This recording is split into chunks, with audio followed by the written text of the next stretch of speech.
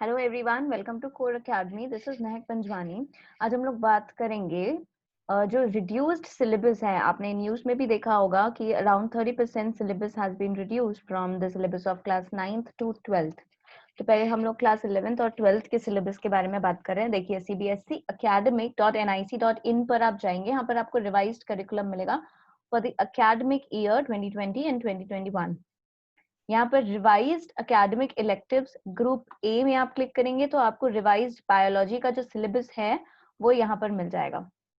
और अगर आप डायरेक्ट डिलीटेड पोर्शन देखना चाहते हैं तो यहाँ पर curriculum deduction details deleted portion पर क्लिक करेंगे। So this will be the page you will be observing deleted portion. यहाँ पर डिलीटेड बायोलॉजी पर क्लिक करोगे आप तो यहाँ पर आपको डिलीटेड पोर्शन जो है वो दिखा देगा, है ना। ये सिलेबस देखिए हम लोग एक मिनट, ये सिलेबस है आपका जो रिड्यूस्ड होने के बाद जो सिलेबस बना है, राइट। रिड्यूस्ड होने के बाद तो डाइवर्सिटी ऑफ लिविंग ऑर्गेनिजम्स जो फर्स्ट यूनिट है उसमें living word, biological classification, plant kingdom, animal kingdom, chapters चारों हैं यहाँ पर।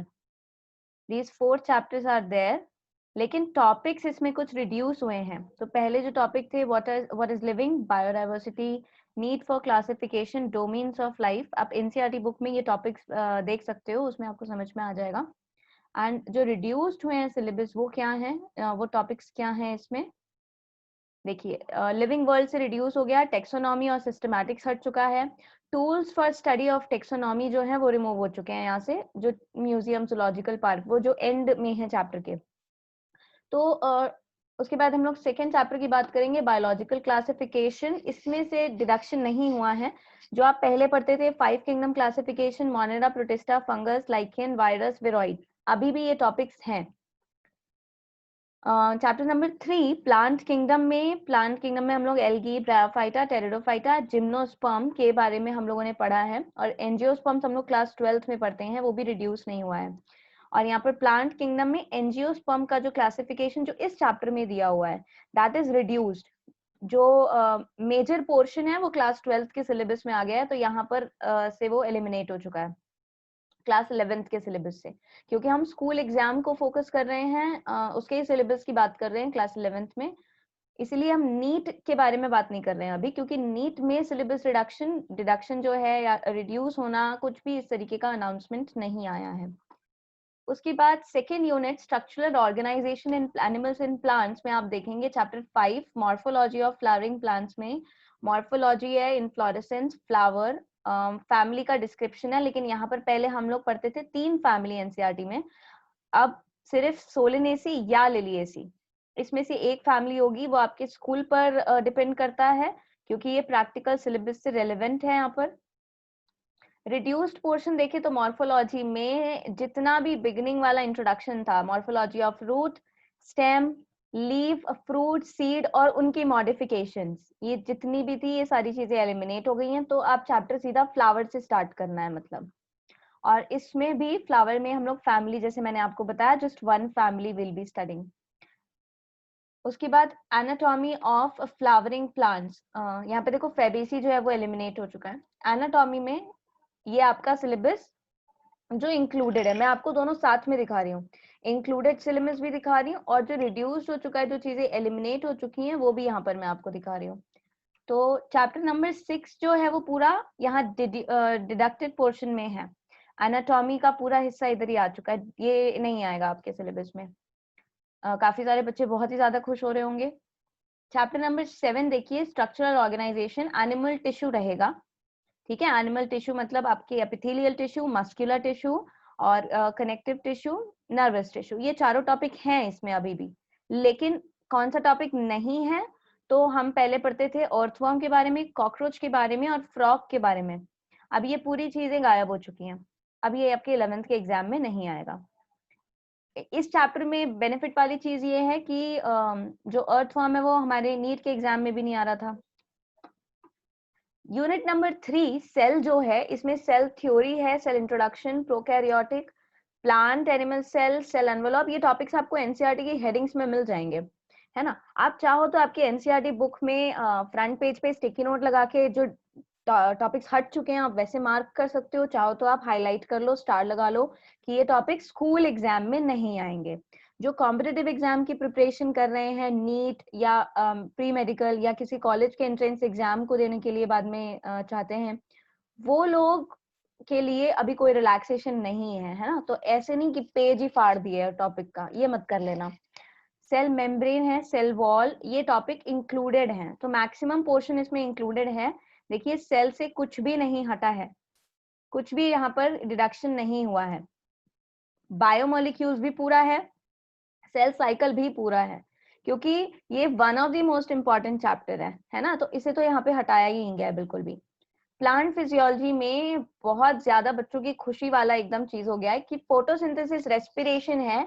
बाकी जो थ्योरी जो एकदम बहुत सारा इसमें मटेरियल में याद करना पड़ रहा था, वो चीजें नहीं है अब आपके स्कूल एग्जाम में। फोटोसिंथेसिस, रेस्पिरेशन में साइकिल्स जो हैं वो सारी हैं, है ना, तो उसमें कुछ भी एलिमिनेट नहीं हुआ है।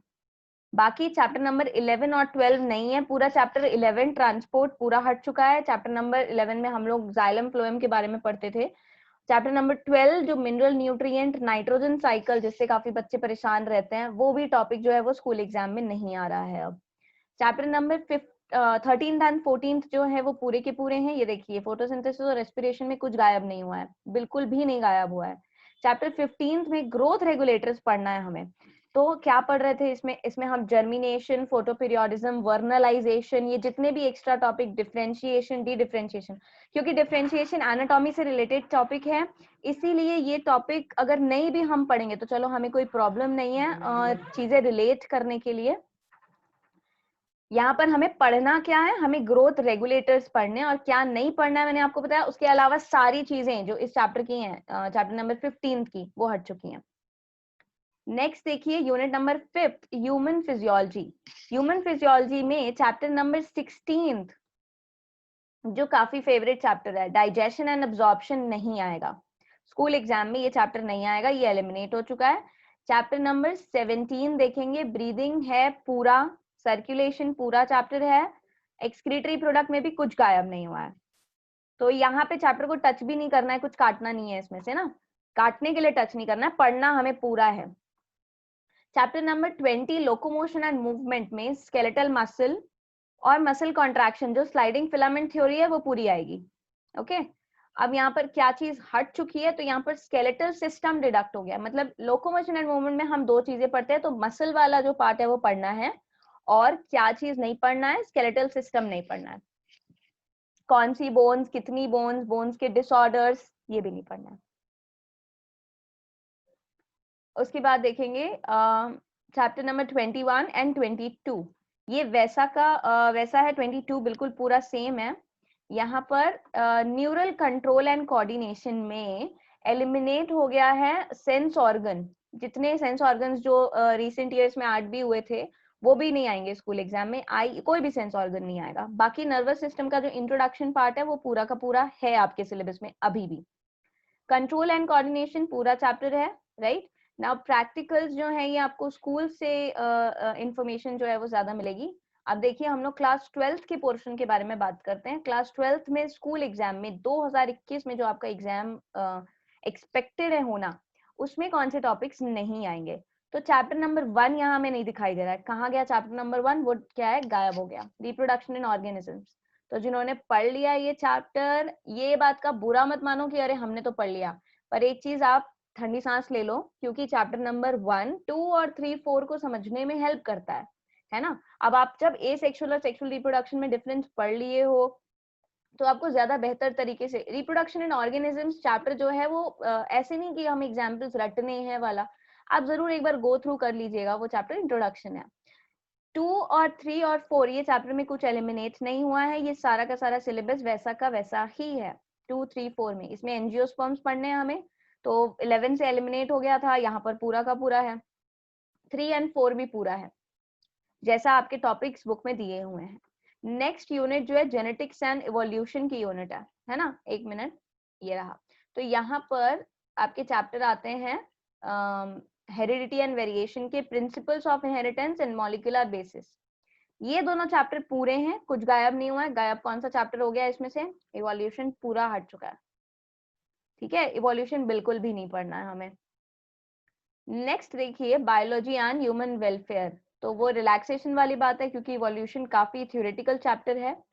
हालांकि डिसअपॉइंटमेंट भी है because it's a very good topic जो आपको पढ़ना चाहिए था, बट कोई बात नहीं। Biology and human welfare next unit जो देखेंगे, चैप्टर नंबर 8 और 10 दिख रहा है, 9 नहीं है, मतलब 9 गायब हो चुका है।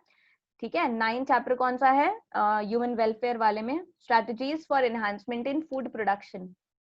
तो जो कोर अकेडमी में हमने अभी चैप्टर कवर किया है, ये चैप्टर हट चुका है, chapter number 9 as per school exam, जो आपके अगले साल के एग्जाम में नहीं आएगा। चैप्टर 8 एंड 10 पूरे के पूरे वैसे ही है, ह्यूमन हेल्थ भी चेंज नहीं हुआ है, माइक्रोब्स में भी कोई चेंज नहीं हुआ है। देन यूनिट 9 देखेंगे, biotechnology and its application, 11th and 12th पूरा टॉपिक है, क्योंकि बायोटेक्नोलॉजी में कुछ एलिमिनेट करना मतलब आपको सर पैर नहीं समझ में आएगा, है ना।